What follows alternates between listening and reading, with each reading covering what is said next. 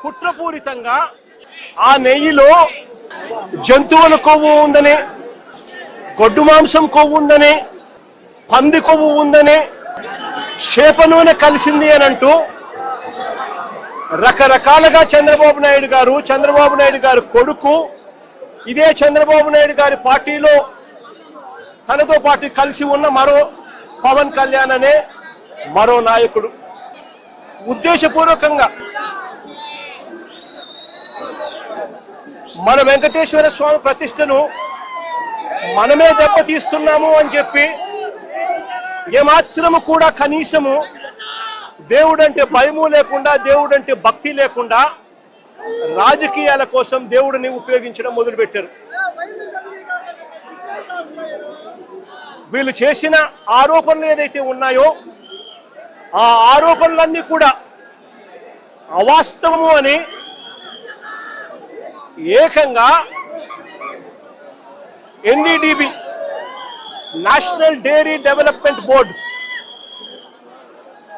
NDDB, NDRI national development research institute, ఈ రెండు కూడా కేంద్రానికి సంబంధించిన ల్యాబులు. కేంద్రానికి సంబంధించిన ఈ ల్యాబులు వీళ్ళ హయాంలో వీళ్ళు ఇచ్చిన టెస్ట్ శాంపుల్, అవి శాంపులింగ్ టెస్ట్ శాంపుల్ కూడా అనలైజ్ చేసి వాళ్ళు సిబిఐ ఆధ్వర్యంలో అనలైజ్ చేసి ఈ నెయ్యిలో జంతువుల కొవ్వు కానీ, గొడ్డు మాంసం కొవ్వులు కానీ, పంది కొవ్వు కానీ, చేప నూనె కానీ, ఇటువంటివి ఇంకొకటి కానీ ఇటువంటివి అవి ఏవి లేవు అని చెప్పి నిర్ధారణ చేసి సర్టిఫికెట్లు ఇస్తే ఆ సర్టిఫికెట్లు సాక్షాత్తు సిబిఐ వాళ్ళ సిబిఐ ఛార్జ్ షీట్లో ఈ ఎన్డీడీబీ సర్టిఫికెట్, ఎన్డీఆర్ఐ సర్టిఫికెట్ రెండు కూడా పెట్టి సిబిఐ ఛార్జ్ షీట్ కూడా క్లోజర్ ఇచ్చింది. నేను అడుగుతా ఉన్నా, తప్పు ఒకవేళ చేసుంటే ఆ సిబిఐ ఛార్జ్ షీట్లో వైవి సుబ్బారెడ్డి గారి పేరు, కరుణాకర్ రెడ్డి గారి పేరు ఎందుకు చేర్చలేదు? ఒకవేళ తప్పు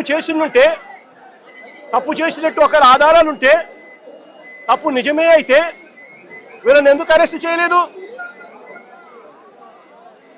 అంటే సిబిఐ క్లీన్ చిట్ ఇస్తా ఉంది, ఎటువంటి తప్పు జరగలేదు అని వీళ్ళ పేర్లు కూడా ఛార్జ్ షీట్లో పెట్టకుండా, వీళ్ళని అరెస్ట్ చేయకుండా సిబిఐ క్లీన్ చిట్ ఇస్తా ఉంది. ఎన్డీడీబీ ల్యాబు, ఎన్డీఆర్ఐ ల్యాబు, ఈ ల్యాబులు కూడా క్లీన్ చిట్లు ఇస్తా ఉన్నాయి.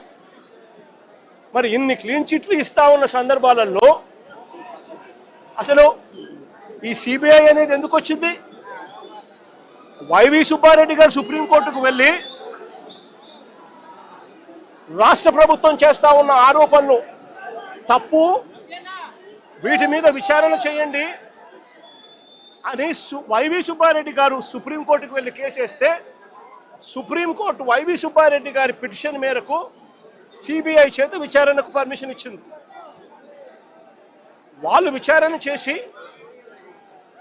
వీళ్ళెవరూ తప్పు చేయలేదు అని చెప్పి నిర్ధారించి ఎన్డీడీబీ, ఎన్డీఆర్ఐ ల్యాబుల సర్టిఫికెట్ను కూడా పొందుపరిచి క్లీన్ చిట్లు ఇస్తే చంద్రబాబు నాయుడు గారు అనే వ్యక్తి, పవన్ కళ్యాణ్ అనే వ్యక్తి, నారా లోకేష్ అనే వ్యక్తి, ఇంకా ఇటువంటి అన్యాయస్తులు ఎవరైతే ఉన్నారో వీళ్ళంతా కూడా చేసిన తప్పుకు చంపలేసుకొని ప్రజలకు, వెంకటేశ్వర స్వామికి చేసిన తప్పులకు లెంపలేసుకొని క్షమాపణ కోరాల్సింది పోయి ఇదే చంద్రబాబు నాయుడు గారు,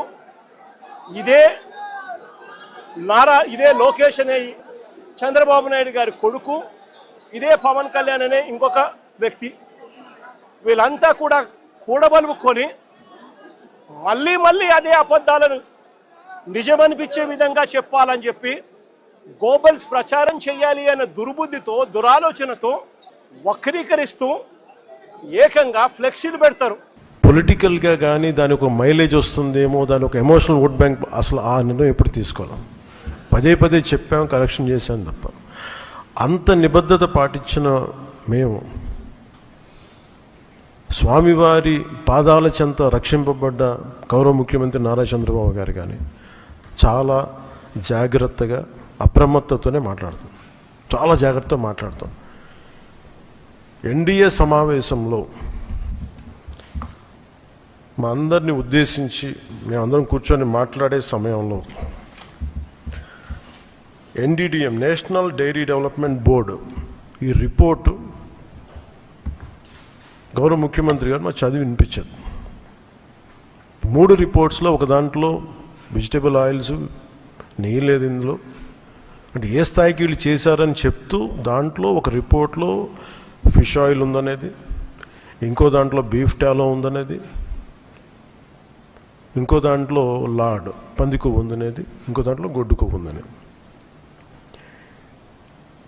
ఇది చాలా సెన్సిటివ్ ఇష్యూ. ఇది ఒక రిపోర్ట్, అది సాలిడ్ రిపోర్ట్.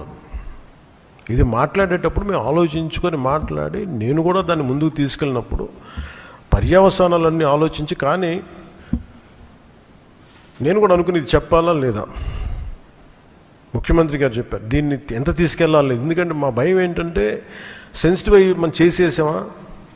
భగవంతుడితోటి మీకు గతంలో చెప్పినట్టుగా రామచంద్రమూర్తిగా విగ్రహం తల నరికేస్తే రామతీర్థంలో, దాన్ని చేయడం మళ్ళీ ఇప్పుడు చేసి దీని మీద మనం తప్పుగా అనుకుంటారా, లేదంటే దీన్ని కూర్చోబెట్టి రాజకీయ పరంగా లబ్ధి పొందుతారు, ఇలా ఆలోచిస్తారని చెప్పి 1-2 రోజులు ఆలోచించినా కానీ చెప్పకపోతే ఏం జరుగుతుంది. రేపు పొద్దున మీ అందరికీ తెలిసి కూడా మీరు ఎందుకు మాట్లాడలేదు, అదొక ప్రశ్న ఉంటుంది. అందుకని దాన్ని మాట్లాడాల్సి వచ్చింది. ఎందుకంటే ఆల్రెడీ మేము గవర్నమెంట్ ఫామ్ అయ్యాం, 5 years మేమే ప్రభుత్వంలో ఉంటాం. ఇది లాస్ట్ 6 నెలల్లో ఏదైనా ఉందంటే ఒక మేము ఇలాంటి ఏదైనా చేసాం ఒక అర్థం ఉంటుంది. వచ్చిన 2 నెలలు మాకు ఏం అవసరం ఉంది, 5 years ఈ ప్రభుత్వమే ఉంటుంది. ప్రజలు ఎన్నుకున్నారు. ఇది తీసుకెళ్ళకపోతే తప్పు అవుద్ది. ఎందుకంటే మా బేసిక్గా అందరం ప్రతి మతాన్ని గౌరవించే సంస్కృతి ఇది.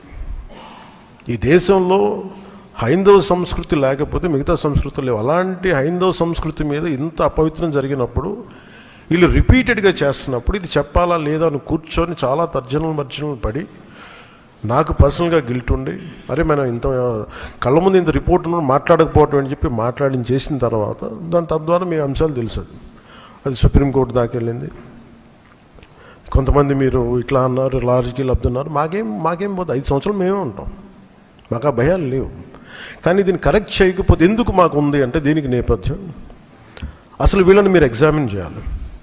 ఈ సమావేశం ద్వారా ప్రజలందరూ కూడా మేము ఏం ఎగ్జామిన్ చేస్తున్నామంటే వీళ్ళు ఎలాంటి పరంపర నుంచి వచ్చారు, వారసత్వం ఏంటి వీళ్ళకి. వీళ్ళు భగవంతుడి మీద పగబట్టారు. వీళ్ళు ఏడుకొండల స్వామి మీద పగ ఉంది. అది ఈరోజు పగ కాదు, ఏం పగో నాకు అర్థం కాదు. అయ్యే 7 కొండలు అంటాం, 7 కొండలు ఎందుకు, నీకు 2 కొండలు చాలు. భగవంతుడి మీద పగ ఏంటి ఎవరికైనా? వ్యక్తిగతంగా వర్గాల మీద పగ ఉండొచ్చు, ప్రత్యర్థి మీద పగ ఉండొచ్చు, కానీ విచిత్రంగా వీళ్ళు భగవంతుడి మీద పగబట్టారు.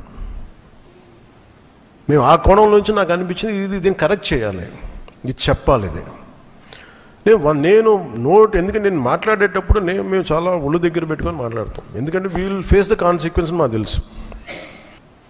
ఉదాహరణకి మీకు అయోధ్య రామ మందిరం నిర్మాణానికి ఈ దేశం ఎంత తల్లడిల్లిపోయింది, ఎంత కదిలింది, ఎన్ని గొడవలు జరిగినాయి. ఇలాంటి దీనికి కూడా వీళ్ళు పంపించిన దాదాపు 1,00,000 లడ్డూలు ఇవన్నీ కూర్చోబెట్టి ఇన్ఫర్మేషన్ తీసుకుంటామంటే, ఒకటి అసలు ఏం జరిగింది అన్నీ మొన్న వీళ్ళు చెప్పిన రిపోర్ట్లోనే దాంట్లో యానిమల్ కొవ్వు లేదంటున్నారు. సరే, ఫర్ ఎగ్జాంపుల్ నేను ఒక ఆర్గ్యుమెంట్ సేక్ కలిపి ఇన్ని కోట్ల లడ్డూలు చేసిన తర్వాత దాంట్లో 1,00,000 లడ్డూలు అక్కడ కూడా పంపించారు, అయోధ్య కూడా పంపించారు.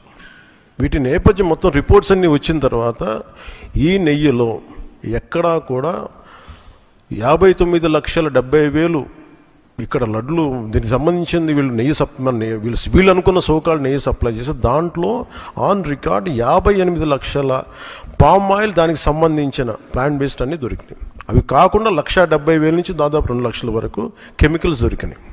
హిట్ టీవీ యాప్ ఇందులో short news, live news, entertainment shows, movies, digital magazines తో పాటు మీ జిల్లా వార్తలను కూడా ఫ్రీగా చూడొచ్చు. ఇంకెందుకు ఆలస్యం, వెంటనే హిట్ టీవీ యాప్ ని డౌన్లోడ్ చేసుకుని ఫ్రీగా ఎంటర్టైన్మెంట్ పొందండి. Hit TV app. Hit TV app. Please download Hit TV app. Hit TV యాప్ని ఫ్రీగా డౌన్లోడ్ చేసుకొని ఎంజాయ్ చేయండి. మీకు నచ్చిన ఎంటర్టైన్మెంట్ కోసం హిట్ టీవీ యాప్ ని ఫ్రీగా డౌన్లోడ్ చేసుకుని ఎంజాయ్ చేయండి. హిట్ టీవీ యాప్ని డౌన్లోడ్ చేసుకుని ఆస్వాదించండి, ఆశీర్వదించండి. ఇంతమంది సెలబ్రిటీలు హిట్ టీవీ యాప్ ని డౌన్లోడ్ చేసుకోండి అని చెప్తున్నారంటే ఎంత మంచి యాప్ ఆలోచించండి. అమెరికా అమెరికా అమెరికా అమెరికాలో చదవాలనుకునే వాళ్ళకి విశ్వసనీయమైన పేరు మన శౌర్య కన్సల్టెన్సీ. UK లో 1 year masters, UK లో 1 year masters, 2 years work permit up to 5 years visa. Contact Saurya Consultancy. Contact 89851 89851.